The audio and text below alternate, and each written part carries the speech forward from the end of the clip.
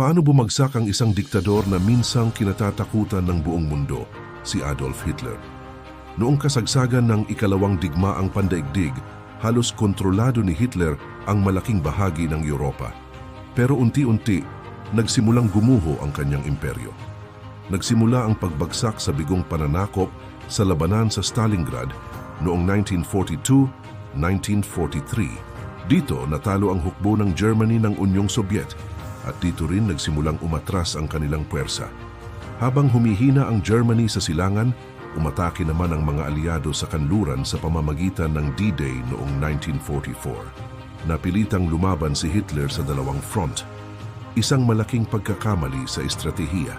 Sinimulan ng mga aliado ang walang tigil na pambobomba sa mga lungsod ng Germany. Samantala, papalapit na ang hukbo ng Soviet sa kabisera ang Berlin. Noong Abril 1945, nagtago si Hitler sa kanyang bunker sa Berlin. Habang napapalibutan ng kaaway, pinili niyang wakasan ang kanyang buhay kaysa sumuko. Pagkatapos ng kanyang kamatayan, tuluyang bumagsak ang Nazi Germany at dito nagwakas ang isa sa pinakamadilim na kabanata sa kasaysayan ng mundo. Pero paano kung hindi natalo si Adolf Hitler?